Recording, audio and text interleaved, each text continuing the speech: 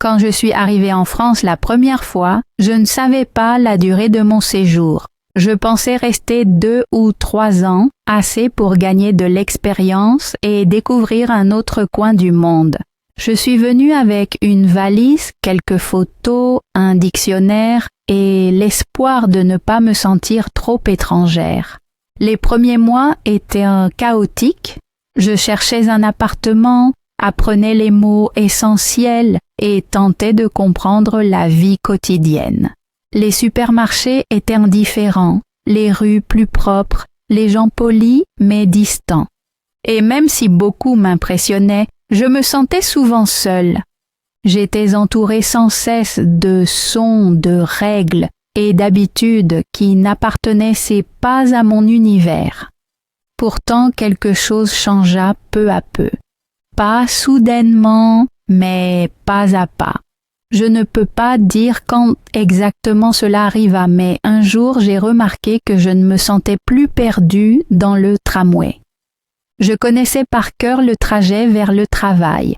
Dans ma boulangerie préférée, on me reconnaissait. Je savais quand le marché proposait des fruits frais. Ce furent de petites choses qui me firent sentir que je n'étais plus seulement une visiteuse. À cette période, j'ai rencontré mon compagnon. C'était une rencontre calme et naturelle.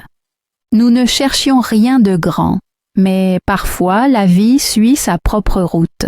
Nous avons appris à nous connaître, beaucoup parlé, souvent ri et trouvé avec le temps un rythme commun. Ce n'était pas parfait, mais c'était sincère. Je n'aurais jamais cru penser un jour à fonder une famille ici. Cette idée semblait trop lointaine, trop grande pour ma petite nouvelle vie dans un pays étranger. Pourtant, elle vint. D'abord doucement, puis plus clairement, jusqu'à devenir impossible à ignorer. Cela arriva un soir tranquille, tandis que j'étais assise seule en regardant ma tasse. J'ai soudain senti que j'étais arrivée. Pas totalement, mais assez pour réfléchir à l'avenir. Et dans cet avenir a apparu soudain l'image d'un enfant.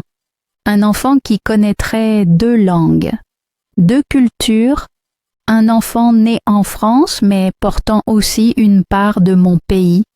Je ne savais pas alors si j'étais assez forte pour une telle responsabilité dans un pays encore nouveau, mais je savais que cette idée ne disparaîtrait plus. Elle était là, douce, chaude et en même temps sérieuse. Plus tard ce soir-là, je me suis couchée, j'ai éteint la lumière et écouté la pluie frapper la fenêtre. Je pensais à la façon dont ma vie avait changé depuis mon arrivée, et je pensais à tout ce qui pourrait encore changer. Cette nuit-là, je ne me suis pas endormie rapidement, mais je sentais que quelque chose bougeait en moi, quelque chose qui ne reviendrait pas en arrière. C'était le début d'une nouvelle histoire, même si je ne savais pas encore où elle me mènerait. Dans les jours qui suivirent, il devint de plus en plus clair que la pensée d'un enfant n'était pas un caprice. Elle restait, elle surgissait dans des moments inattendus, en faisant les courses, en allant au travail, même au réveil. Ce n'était pas une pensée pressante, plutôt une présence calme qui se rappelait à moi. Je commençais à réfléchir à ce que signifierait avoir un enfant en France. Je m'imaginais poussant une poussette dans les rues. Je voyais des mères à l'arrêt de bus et me demandais si je serais un jour l'une d'elles. Je voyais des couples au parc assis sur une couverture avec leur bébé et ressentais un mélange de désir et de respect. Beaucoup d'idées traversaient ma tête. Je me demandais si j'aurais assez de soutien puisque ma famille est si loin. Si je réussirais à comprendre les rendez-vous médicaux en français. Si un jour mon enfant me dirait qu'il ne sait pas où il appartient parce que ses parents viennent de mondes différents. Ces pensées ne me rendaient pas triste. Elles me rendaient plus éveillée. Elles m'obligeaient à être honnête avec moi-même. Un soir, j'ai su que je devais parler avec mon compagnon. Je ne voulais pas que ce désir reste seulement dans ma tête. Je voulais savoir où il se trouvait. S'il pouvait imaginer cette vie, s'il voyait la même direction que moi. Nous étions assis à la table de la cuisine. La journée avait été longue et nous n'avions pas beaucoup d'énergie. Pourtant, c'était le bon moment. Je l'ai regardé et j'ai dit doucement « Je pense depuis quelque temps à notre futur ». Il a posé ses couverts et m'a regardé, sans hâte, sans stress, simplement attentif. Je lui ai dit que je pourrais imaginer fonder une famille. Peut-être pas tout de suite, mais dans un avenir proche. Je lui ai expliqué que je me sentais ici assez en sécurité pour y penser. Je lui ai aussi dit que j'avais peur de la responsabilité, de la distance avec ma propre famille, de tout ce qui allait arriver. Il est resté silencieux d'abord, mais ce n'était pas un silence gênant. Il réfléchissait. Puis il a dit quelque chose qui m'a profondément touchée. J'y ai pensé aussi. Pas aussi précisément que toi peut-être, mais je peux imaginer une vie avec un enfant. Avec toi encore plus, je me suis soudain sentie plus légère. Pas parce que tout était décidé, mais parce que nous nous étions ouverts. Nous avons continué à parler longtemps, de questions que personne ne pouvait encore répondre, d'espoir, de peur, de ce qui nous rend forts et de ce qui nous rend incertains. C'était une conversation qui ne résolvait rien, mais changeait tout. Car dès ce moment, nous savions que nous n'étions pas seulement deux personnes vivant ensemble. Nous étions deux personnes prêtes à regarder plus loin. Ce soir-là, je me suis couchée plus tard que d'habitude, et même si l'avenir restait flou, il semblait plus proche, plus tangible. Pas comme un rêve, mais comme quelque chose qui pourrait vraiment arriver. Peut-être était-ce le véritable commencement. Pas le test de grossesse, pas la naissance, mais cette conversation. Ce moment où nous avons regardé pour la première fois dans la même direction. Après avoir parlé de nos souhaits, notre quotidien changea doucement. Il n'y eut pas un instant où nous avons dit « Nous commençons maintenant ». À la place, grandit en nous une compréhension que nous avancions vers cela. Pas en hâte, mais consciemment. J'ai remarqué que je regardais le monde autrement. Quand je voyais une femme enceinte dans le bus, mon regard restait plus longtemps. Quand je passais devant une pharmacie, je me demandais si j'y achèterais un jour des vitamines. J'observais les gens plus attentivement, des parents parlant patiemment à leurs enfants, des couples poussant leurs poussettes sur des pavés, des grands-parents récupérant leurs petits-enfants à l'école maternelle.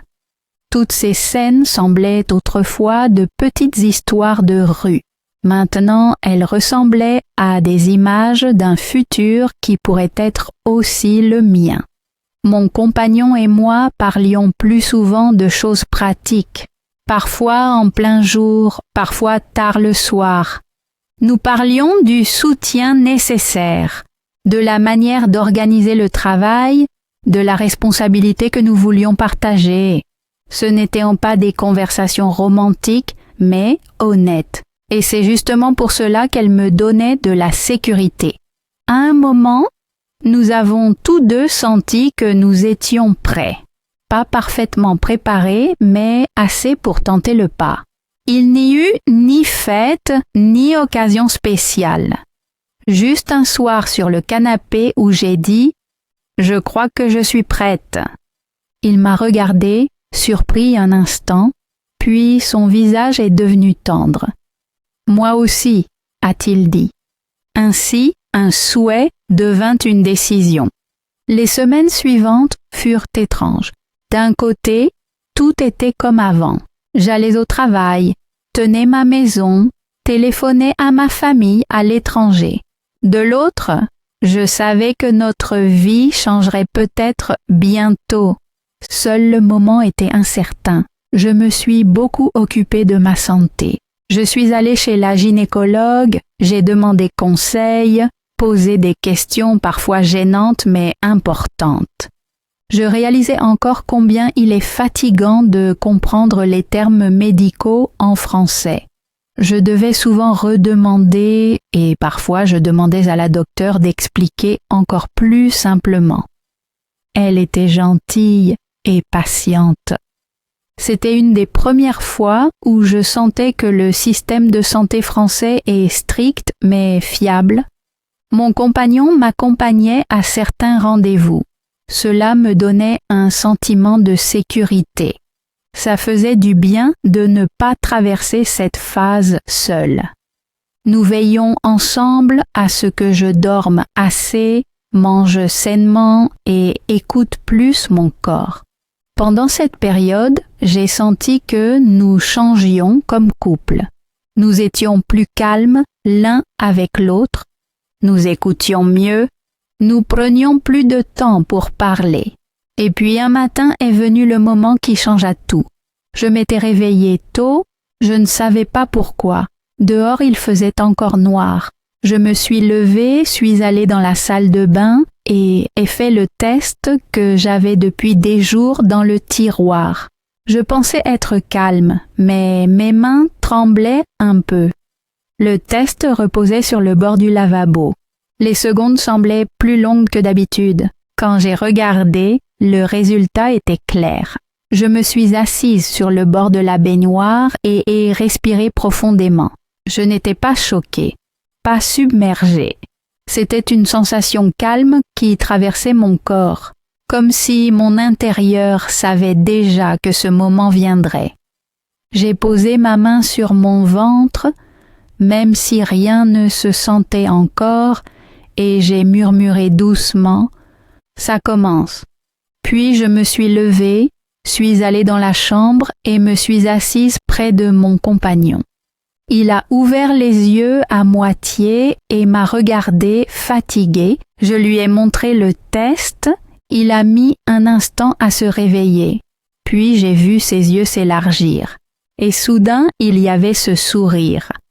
Pas bruyant, pas triomphant. Un sourire chaud et honnête qui me montrait que nous étions prêts. Nous nous sommes serrés dans les bras. Aucun mot n'était nécessaire. À cet instant, nous avons commencé un nouveau chapitre. Pas au loin, pas plus tard, mais ici en France. Dans un pays qui fut autrefois étranger et devint maintenant l'endroit où notre enfant grandirait. Les premiers mois de grossesse sont spéciaux pour beaucoup de femmes, mais dans un pays étranger, ils sont encore différents. C'était un mélange de joie, d'incertitude et d'une légère peur de mal faire quelque chose. En même temps, tout semblait incroyablement nouveau, presque comme si je recommençais ma vie. Les premières semaines après le test positif furent pleines de changements physiques. Mon corps se sentait plus lourd, mais aussi plus doux. Je remarquais que je me fatiguais plus vite. Le matin, il me fallait plus de temps pour me réveiller, et le soir, je tombais plus tôt au lit. Je savais que c'était normal, pourtant, les plus petits changements me rendaient nerveuse. L'un des premiers pas fut un rendez-vous chez ma gynécologue. Le chemin n'était pas long, mais il paraissait une grande étape. Dans la salle d'attente, je m'assis entre d'autres femmes enceintes. Beaucoup semblaient calmes et détendues. Certaines parlaient entre elles en français et j'entendais des mots comme sage-femme ou échographie que je connaissais, mais jamais dans ce contexte. Quand mon nom fut appelé, je me levai et tentais de cacher ma nervosité. La docteure me salua gentiment. J'aimais sa manière tranquille. Elle expliqua tout clairement et sans hâte. Pourtant, je devais me concentrer pour comprendre chaque mot. Parfois, je lui demandais de reformuler. Elle le faisait sans hésiter et cela rendait les choses plus simples. La première échographie fut un moment que je n'oublierai jamais. Je ne vis qu'un petit point sur l'écran, mais ce point bougea quelque chose en moi que je ne pouvais pas décrire. La docteure me montra le cœur qui battait. Il était minuscule et pourtant si puissant. Je retins mon souffle comme pour empêcher que le moment passe trop vite. Quand je sortis plus tard du cabinet, l'air paraissait plus frais qu'avant. Pourtant, une chaleur restait en moi. Mon compagnon et moi avons commencé à échanger encore plus. Il voulait tout savoir. Comment je me sentais, ce que la docteure avait dit, ce que nous devions faire ensuite. Il posait plus de questions que moi, et parfois je riais parce qu'il semblait maintenant plus nerveux que moi. Mais en vérité, c'était bon d'avoir quelqu'un à mes côtés pour entrer avec moi dans ce nouveau monde. Malgré cela, il y avait des jours où je me sentais dépassée. Les formulaires que je recevais étaient longs et compliqués. Beaucoup de termes m'étaient inconnus. Je m'asseyais parfois avec le dictionnaire sur la table pour comprendre ce qu'on me demandait. Parfois j'appelais la sécurité sociale et je sentais mon cœur battre plus vite par peur de mal formuler quelque chose. Les personnes au téléphone étaient polies, mais pas toujours patientes. Et certains jours, je me sentais très seule. Dans ces moments, je réalisais combien ma propre famille me manquait. Je pensais à comment tout aurait été dans mon pays. Ma mère m'aurait accompagnée chez le médecin, ma sœur m'aurait fait de la soupe, ma tante m'aurait donné les conseils appris de sa mère. Ici, je devais découvrir beaucoup de choses moi-même. Et même si j'en étais fière, c'était parfois fatigant. Mais il y avait aussi de beaux moments, de petits instants inattendus qui me montraient que je n'étais pas si seule. Une collègue qui m'apportait du thé quand j'avais mal au cœur. Une vieille dame dans le bus qui me cédait sa place sans demander pourquoi j'avais l'air fatiguée. Une amie du cours de langue qui me racontait sa propre grossesse en France. Ces gestes étaient petits, mais ils rendaient mon quotidien plus léger. Chaque semaine, mon ventre grandissait un peu et avec lui grandissait mon lien avec cette nouvelle vie. Peu à peu, l'incertitude devint une douce attente. Je commençais à me réjouir de l'avenir, pas seulement de l'enfant, mais aussi de la personne que je deviendrais.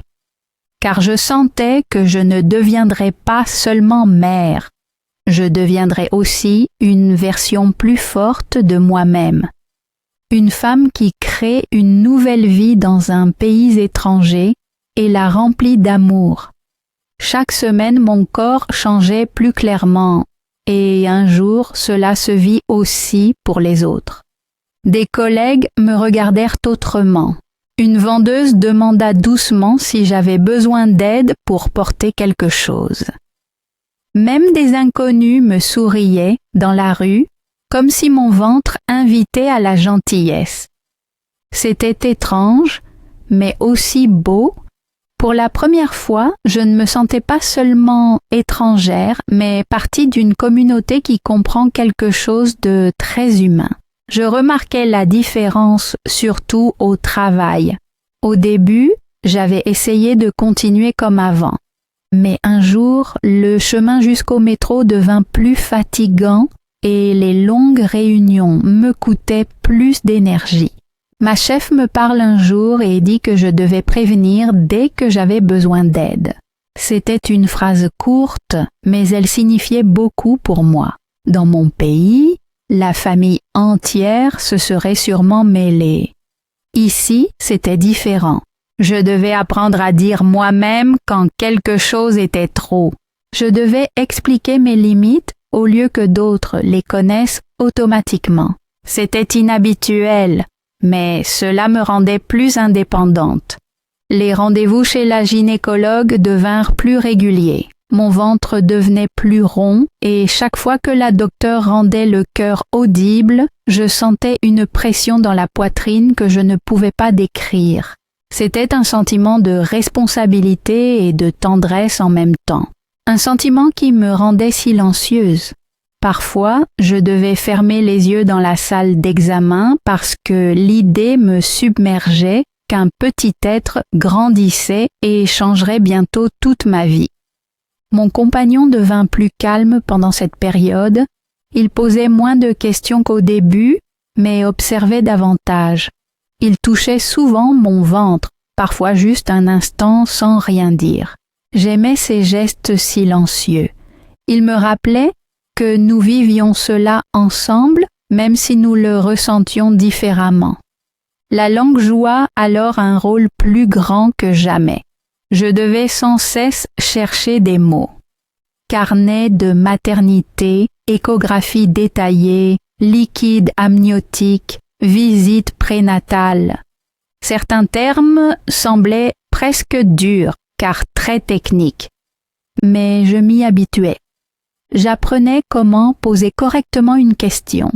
J'apprenais quand demander une explication. Et j'apprenais qu'on n'est pas faible quand on ne comprend pas quelque chose.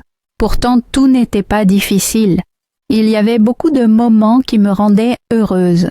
Quand je sentais les premiers petits mouvements, je pouvais à peine croire qu'une pression si douce vienne de mon propre corps. Je posais souvent ma main sur le ventre et attendais les prochains mouvements. Parfois, je restais longtemps ainsi, car c'était la seule chose qui me calmait vraiment. Je commençais aussi à réfléchir davantage à mon nouveau rôle. Je me demandais comment mon enfant verrait plus tard le monde. Se sentirait-il plutôt français ou plutôt comme moi? Aimerait-il les deux cultures? Mon accent le dérangerait-il ou le ferait-il rire? Je savais que ces questions n'avaient pas besoin de réponse. Pas maintenant. Mais elles m'accompagnaient et cela semblait juste. La grossesse me rendit plus sensible à tout autour de moi. Au froid de l'hiver français, à la gentillesse des inconnus, à la distance avec ma famille. Je réalisais combien elle me manquait, surtout ma mère. Il y avait des jours où j'aurais aimé entendre son conseil. Juste une phrase courte, juste une voix disant « Tout ira bien ». Mais en même temps, je savais que cette expérience me rendait plus forte. J'apprenais à me calmer moi-même. J'apprenais à prendre des décisions sans pouvoir demander à quelqu'un. Et j'apprenais à croire à mon propre ressenti. Quand mon ventre fut enfin si visible que personne ne pouvait douter, je ne me sentais plus seulement comme une femme dans un pays étranger. Je me sentais comme quelqu'un qui construit un foyer. Non pas avec des meubles ou des traditions, mais avec de l'espoir. Quand j'entrais dans les dernières semaines de grossesse, mon corps paraissait à la fois étranger et familier. J'étais plus lourde, plus lente et plus fatiguée.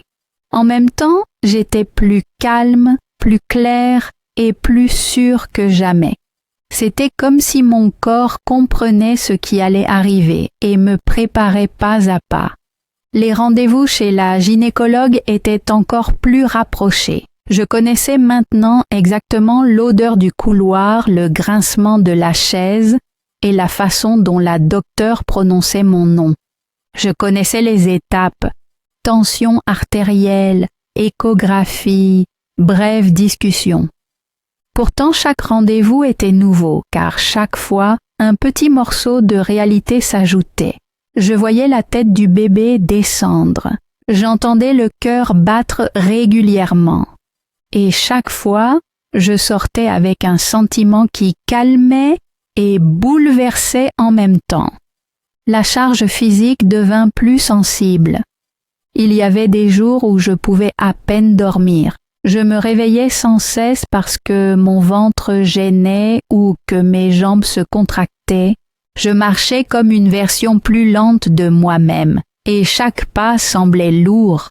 Pourtant, chose étrange, cela ne me dérangeait pas autant que je l'avais pensé. Je me disais encore et encore que ces gènes étaient la preuve que mon enfant grandissait bien. Mon compagnon devint encore plus prudent pendant cette période. Il faisait attention à mes mouvements, si je buvais assez, si je me reposais assez. Parfois, c'était presque trop, mais je savais que c'était par souci. Nous passions beaucoup de soirées sur le canapé, parlant peu et écoutant simplement nos respirations. La vie devenait plus lente et cela nous plaisait. Dans les dernières semaines, je compris vraiment combien c'est différent de devenir mère dans un pays étranger. Je devais me souvenir de choses que d'autres femmes connaissent naturellement. Où aller quand les contractions commencent? Comment s'inscrire à la maternité? Quels papiers sont nécessaires? Qui aide pour remplir la demande d'allocation? Je cherchais beaucoup sur Internet, parfois trop, mais c'était ma façon de garder du contrôle quand beaucoup de choses étaient incontrôlables. Un grand préparatif fut le choix de l'hôpital. Nous avons visité 2 cliniques et je me souviens du sentiment ressenti en marchant dans les couloirs. Les murs étaient blancs, l'air frais, les voix étouffées. Je m'imaginais allongée là, peut-être pleine de douleur, peut-être soulagée. J'observais les autres femmes enceintes et me demandais comment elles se sentaient. C'était un lieu étrange, pas beau, mais chargé de sens. Ce qui me préoccupait le plus à cette époque était l'éloignement de ma famille.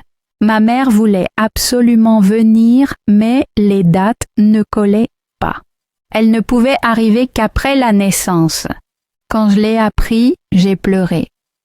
Pas à cause de la distance en elle-même, mais parce que j'aurais aimé entendre sa voix à mes côtés durant ces dernières semaines.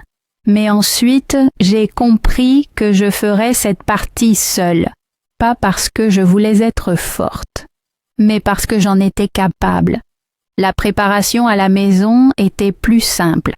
Nous avons monté le lit du bébé, placé la poussette dans un coin, lavé les premiers petits vêtements. Je tenais les minuscules chaussettes dans mes mains et je n'arrivais pas à croire qu'un être puisse être si petit. Chaque soir, j'ouvrais le tiroir des vêtements juste pour tout revoir. Cela m'aidait à changer la peur en attente joyeuse. Dans les derniers jours, avant la naissance, je devins très calme. Je ne pouvais plus marcher longtemps, alors je passais beaucoup de temps à la fenêtre. Je regardais les Français avec leurs vélos, les enfants sortant de l'école, les personnes âgées promenant leurs chiens, un quartier tout à fait ordinaire. Et pourtant c'est là que mon enfant grandirait. Pas dans ma ville d'origine, pas dans ma vieille langue, mais ici, dans ce nouveau monde. Et plus j'y pensais, plus cela me semblait juste. Je savais que le jour viendrait où tout serait différent. Et même si je ne savais pas comment je réagirais, je savais que j'étais prête. Pas parce que je savais ce qui m'attendait, mais parce que je savais que je réussirais, peu importe la difficulté. La tension grandissait, la peur aussi, mais la joie était plus grande. Le jour où l'accouchement commença semblait tout à fait normal. Rien n'indiquait que ma vie allait se diviser en avant et après, quelques heures plus tard. Je me suis réveillée tôt, suis allée à la cuisine et me suis fait du thé. Mon compagnon était déjà au travail, l'appartement était silencieux. Je me suis assise sur le canapé et respiré profondément et pensé brièvement à la tranquillité de ce moment. Puis j'ai senti une légère douleur différente des autres gènes des dernières semaines. J'ai attendu, peut-être que ce n'était rien. Mais une demi-heure plus tard, la douleur revint, plus nette. Je restais calme, me levais et marchais lentement dans le salon. Je savais que cela pouvait commencer, mais je ne voulais pas paniquer. Après 1 heure, j'ai appelé mon compagnon. « Je crois que ça commence. ai-je dit doucement. Il n'a pas posé beaucoup de questions. Il a juste dit qu'il rentrait tout de suite. Pendant que je l'attendais, je tournais en petits cercles dans la pièce. J'allumais, puis éteignais la lumière, bien que cela ne change rien. J'essayais de me calmer. Une pensée étrange m'est venue, je suis en France, dans un pays qui fut étranger, et je vais devenir mère. Cette pensée m'a touchée si soudainement que des larmes ont coulé. Quand mon compagnon est arrivé, il a immédiatement pris ma main. Nous avons pris le sac préparé, appelé la maternité, et sommes allés à la voiture. Le trajet fut silencieux. Je me concentrais sur ma respiration. Mon compagnon me regardait souvent, comme pour s'assurer que je ne disparaisse pas.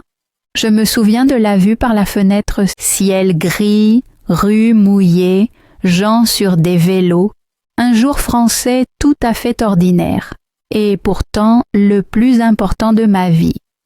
À l'hôpital, nous avons été accueillis chaleureusement. 2 sages-femmes m'ont tout expliqué calmement. Je ne compris pas chaque mot, mais j'en compris assez. Elles demandèrent mon carnet, me montrèrent la chambre et dirent que tout allait bien. Leur voix me rassurait plus que je ne l'avais prévu. Les heures passèrent lentement. La douleur venait par vagues, parfois forte, parfois plus douce. Je serrai la main de mon compagnon et respirai du mieux possible. Il y eut des moments où je pensais ne pas y arriver, des moments où je comprenais tout et des moments où je capitulais face à la langue et espérais que mon corps ferait le reste. La sage-femme répétait souvent « Tu fais ça bien ». Cette phrase me sauvait. Et puis, après de longues heures, arriva le moment que personne ne peut décrire. J'ai entendu soudain un cri, un petit cri clair. C'était un son qui alla directement à mon cœur. Pas fort, pas mélodieux, mais vivant. J'ai vu mon bébé pour la première fois, si petit, si chaud, si parfait. La sage-femme l'a posé sur ma poitrine et tout autour de moi devint flou. Je ne voyais que ce petit visage. Et à cet instant, j'ai ressenti quelque chose que je n'avais jamais connu.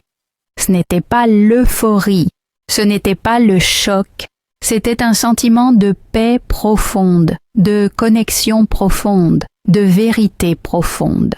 Comme si ma vie achevait enfin la phrase restée incomplète. J'ai chuchoté les premiers mots que j'ai dits en tant que mère. « Bonjour, je suis là ». Mon compagnon a pleuré. J'ai pleuré aussi. Pas fort, pas désespérément, mais de soulagement. Nous étions devenus 3. La sage-femme m'a félicitée. Elle a dit que j'avais été forte. Je l'ai cru pour la première fois, vraiment. Plus tard, quand j'étais au lit et que mon bébé dormait à côté de moi, j'ai pensé à mon pays. J'ai pensé à ma mère, à mes amis, aux rues de mon enfance. Et soudain j'ai compris, j'avais maintenant 2 patries. Une d'où je viens et une où mon enfant est né. La France n'était plus seulement un pays étranger. C'était le lieu où ma vie avait pris une nouvelle direction et tandis que je regardais mon bébé, je savais que l'aventure ne faisait que commencer. Les premières semaines après la naissance semblaient être une autre vie, pas une suite, mais le début d'un chapitre au rythme propre. Les jours et les nuits se confondaient, l'heure n'avait soudain plus d'importance. Parfois j'étais fatiguée, parfois dépassée, parfois silencieuse de bonheur, et souvent tout cela en même temps. Le bébé était près de moi, petit et chaud, et le monde dehors semblait loin. J'entendais les sons de l'hiver français, le bruit du tramway, le craquement du chauffage, le léger murmure des voisins. Autrefois, ces sons me semblaient étrangers. Maintenant, ils faisaient partie de notre nouveau quotidien. Mon compagnon et moi avons appris à nous connaître de nouveau. Nous nous relayions, restions éveillés, rions de notre maladresse et tentions de tenir la peur à distance. Parfois nous restions simplement assis côte à côte à regarder le bébé dormir. Ces moments étaient comme de petites îles de calme. Je devais apprendre beaucoup de choses. Comment gérer la bureaucratie française pour un nouveau-né? Comment parler aux sages-femmes qui parlent parfois trop vite?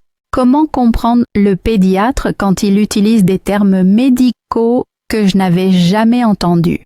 C'était fatigant et pourtant étonnant de voir à quelle vitesse on grandit quand on n'a pas le choix. Mais à côté de tous les défis, il y avait des moments si beaux que je ne les oublierai jamais. La première promenade avec la poussette dans les rues de ma nouvelle ville, l'odeur de la neige fraîche, le regard des gens quand ils voyaient le bébé et souriaient sans le vouloir. La voisine qui nous apporta des biscuits faits maison et dit que je pouvais l'appeler à tout moment si j'avais besoin d'aide. Une petite phrase plus grande qu'elle ne paraissait, je commençais à sentir que mon enfant m'aidait à voir la France autrement, non comme une étrangère, mais comme une mère. Je voyais les aires de jeu et j'imaginais mon enfant y courir un jour. Je voyais les écoles et me demandais dans quelle classe il s'assoirait. J'entendais des enfants rire et je pensais que mon enfant grandirait bilingue avec 2 mondes dans le cœur. Un soir, je me tenais à la fenêtre avec mon bébé dans les bras. Dehors, les lampadaires jetaient une lumière chaude sur l'asphalte mouillé. Mon compagnon dormait, épuisé, sur le canapé. L'appartement était silencieux, seul le souffle de mon enfant bougeait l'air. Je regardais la rue et pensais à mon chemin, à comment j'étais venue avec une valise et un dictionnaire dans ce pays, à combien de fois je m'étais sentie seule, à quel point tout me semblait étranger. Et maintenant, j'étais là, avec mon enfant dans les bras, dans un foyer que j'avais moi-même construit, pas parfait, pas sans difficulté, mais plein de vie. J'ai embrassé mon bébé sur le front et, pour la première fois de ma vie, j'ai ressenti quelque chose que je n'attendais pas. Je me sentais arrivée, pas parce que je comprenais tout, pas parce que tout était facile, mais parce que je savais que je n'étais plus seule. J'avais une famille, et cette famille transforme chaque lieu en foyer. À cet instant, je ne pensais pas à mes doutes, pas à mes peurs, pas à ce qui viendrait, je pensais seulement à une chose. Je suis ici, mon enfant est ici, et cela suffit. Ce n'était pas une fin bruyante, dramatique, c'était une fin silencieuse, chaude et réelle, la fin du temps où je cherchais, et le début d'un temps où je trouvais. Un foyer dans un nouveau pays, un avenir que nous construisons ensemble, et une petite vie qui grandit chaque jour. C'est notre fin, et en même temps notre début,